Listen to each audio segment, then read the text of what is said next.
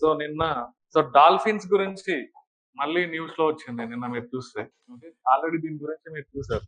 So నిన్న ఈ counting hour vulnerable dolphins అని ఇచ్చింటారు. డాల్ఫిన్ సర్వే గురించి మీ దగ్గర ఆల్రెడీ ఉంది. ఏ స్టేట్స్ లో హైయెస్ట్ ఎక్కడ ఉంటది, దాని టోటల్ కౌంట్ ఎంత ఉన్నాయి ప్రజెంట్. ఐయుసిఎన్ స్టేటస్ ఏంది dolphin? Gangetic river dolphin endangered species అన్నాం, ఎండేంజర్డ్ అన్నాం. ఓకే, అది నేషనల్ ఆక్వాటిక్ అనిమల్ అన్నాం. ఓకే, దాని గురించి నిన్న కూడా వచ్చింది. మీ టీబీ గురించి కూడా వచ్చింది నిన్న సైన్స్ దాంట్లో.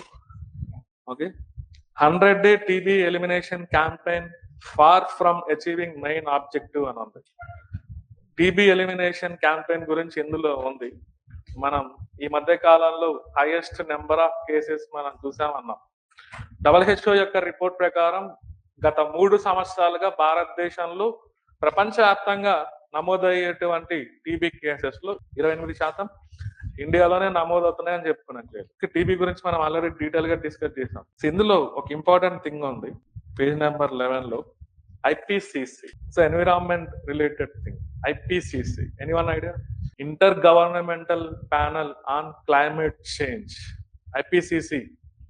ఓకే, ఐపీసీసీ తన నివేదికను ప్రతి 5 సంవత్సరాల నుంచి 6 సంవత్సరాలకు, ప్రతి 5 నుంచి 6 సంవత్సరాలకు ఒక రిపోర్ట్స్ పబ్లిష్ చేస్తుంటుంది. దేన్ని ఉద్దేశించి అంటే దీనికోసం, క్లైమేట్ చేంజ్ కోసం అది పనిచేస్తుంది. దీన్ని కంట్రోల్ చేయడానికి కొన్ని సజెషన్స్ ని యుఎన్ఎఫ్సిసికి provide చేస్తుంటది.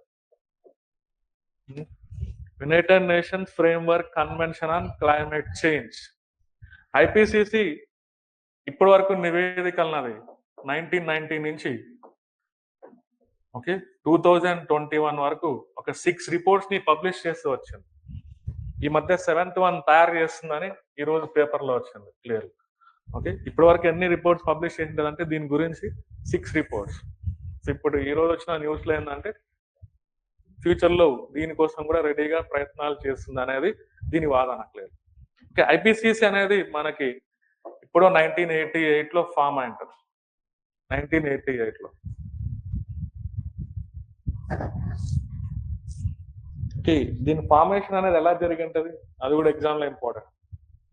Okay, inter governmental panel on climate change దేనికోసం పనిచేస్తుందంటే ఇది మనందరికి తెలిసిన విషయమే. 2030 ఓకే సస్టైనబుల్ డెవలప్మెంట్ గోల్స్ లో SDG 13 క్లియర్ గా క్లైమేట్ యాక్షన్, ప్రపంచ దేశాలన్నీ క్లైమేట్ చేంజ్ ఉద్దేశించి ఏమేం ప్రయత్నాలు చేయాలో అనేది క్లియర్ గా SDG 13 లో మెన్షన్ చేసింటారు. దానికోసం ఇది కూడా చేస్తుంది. ఇండైరెక్ట్ గా వార్నింగ్ సిగ్నల్స్, ఒకవేళ కనుక మనం గ్రీన్ హౌస్ గ్యాసెస్ ని కంట్రోల్ చేయకపోతే ఫ్యూచర్ లో మన టెంపరేచర్ అనేది ఏ విధంగా పెరగబోతుంది. మన భూమి యొక్క యావరేజ్ టెంపరేచర్ ఎంత ఉండొచ్చు? యావరేజ్ టెంపరేచర్, ఎర్త్ యొక్క యావరేజ్ టెంపరేచర్ లో డిస్కస్ చేసి ఉంటాం. Okay, 15 degrees Celsius. Okay, 15 degrees Celsius అనొచ్చు average temperature of the earth indirect. Okay, దాని నుంచి ఇది ఫ్యూచర్ లో కనుక ఇంత పెరిగింది అనుకోండి, ఓకే ఏమేమి ఎఫెక్ట్స్ ఉంటాయి? యావరేజ్ టెంపరేచర్ 2100 వచ్చేటప్పటికి పెరిగిపోయింది అనుకోండి, ఆటోమేటికల్ గా సముద్రం యొక్క మట్టం పెరిగిపోతుంది. ఓకే, పోలార్ రీజియన్ లో ఉన్నటువంటి ఐస్ మొత్తం మెల్ట్ అయిపోయి సముద్రంలో కలిసిపోతుంది. దీనివల్ల మెరైన్ ఈకో సిస్టమ్ ఎఫెక్ట్ అయిపోతుంది. స్మాల్ ఐలాండ్ నేషన్, చిన్న చిన్న ద్వీపాలన్నీ మునిగిపోతాయి. బయోడైవర్సిటీ ఎఫెక్ట్ అవుతుంది. ఈకో సిస్టమ్స్ డ్యామేజ్ అవుతాయి. అదంతా ఎఫెక్ట్స్ ఆఫ్ దేని కింద చెప్పుకోవచ్చు మనం? Climate change. సో వాటికి సంబంధించిన ముందే ప్రిడిక్షన్స్ ఇవి చేయగలుగుతుంది. ఓకే, ఎవరెవరు ఎఫెక్ట్ అవ్వబోతున్నారు, భూమి యొక్క టెంపరేచర్ అనేది ఎలా పెరిగిపోతుంది. So important organisation.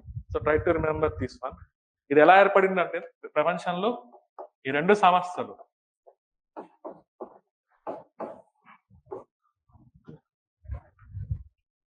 ఏంటవి? United Nations Environment Programme, World Meteorological Organisation. ఆ 2 కలిపి 1988 లో ఐపీసీసీని ఎస్టాబ్లిష్ చేసింటారు. దాని గురించి ఈరోజు ఒక చిన్న ఆర్టికల్ మీకు పేజ్ నెంబర్ 11 లో ఉంటది, అదొక్కటి చూడండి. ఓకే, సో నిన్న పేపర్ లో వచ్చింది, సండే పేపర్ లో దాని గురించి. సో ఈరోజు పేపర్ లో పేజ్ నెంబర్ 8 లో ఎడిటోరియల్ పార్ట్ లో టుడేస్ పేపర్ అంటున్నాం. Okay, page number 9 semi conductor chips as imports of semi conductor chips rice, India ice local production అని ఉంది ఒక article. As imports of semi conductor chips rice అంటే semi conductors యొక్క importance పెరిగిపోతుంది, దాని దిగుమతుల్ని మనం పెంచుకుంటూ ఉన్నాం. India ice local production, okay, అంటే భారతదేశం స్థానికంగా ఇటువంటి వాటిని తయారు చేసే దానిపైన దృష్టి పెడుతుంది అనేది ఒక ఆర్టికల్ ఉంది. So very very important part ఇది మీకు. ఓకే, ఇప్పుడు మెయిన్స్ లో పనికి వస్తుంది, అది ఒకసారి చదవండి. ఓకే, మెయిన్స్ లో యూనిట్ 1 లో పనికి వస్తుంది. Semi conductors అర్ధవాహకాలు. సో ఈ పరిశ్రమ మన భారతదేశంలో చాలా నాసిరకంగా ఉంది, అంటే పూర్ కండిషన్ లో ఉంది. వీటిని మనం ఓన్ గా తయారు చేయట్లేదు, ఎక్కువగా దేనిపైన డిపెండ్ అవుతున్నాం అంటే ఇంపోర్ట్స్ పైన. అసలు మీరు ఏం చేయాలంటే సెమీ కండక్టర్స్ యొక్క ఇంపార్టెన్స్ ఏంటి, వాటిని ఎక్కడెక్కడ యూజ్ చేస్తారు, ఏదైనా కొన్ని ఉపాయాలు చెప్పొచ్చా?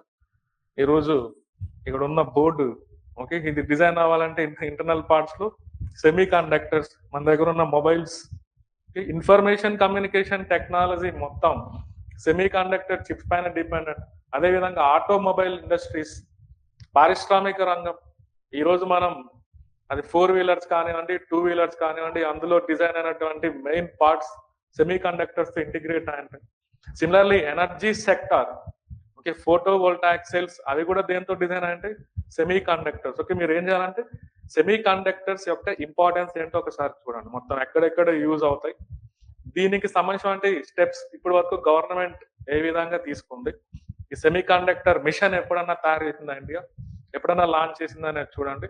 ఇక్కడ ఈ ఆర్టికల్లో ఏంటంటే ఫస్ట్ త్వరలో మన ఇండియాలో ఇండిజినస్ టెక్నాలజీతో సెమీ కండక్టర్ చిప్ అనేది ఒకటి మార్కెట్లోకి అందుబాటులోకి రానుందనేది ఈ ఆర్టికల్ మొత్తం రాస్తుంది. దాని గురించి చూడండి మొత్తం. ఈ రోజు పేపర్ లో మనకి ఇది ఒక్కటి ఇంపార్టెంట్, రిమైనింగ్ థింగ్స్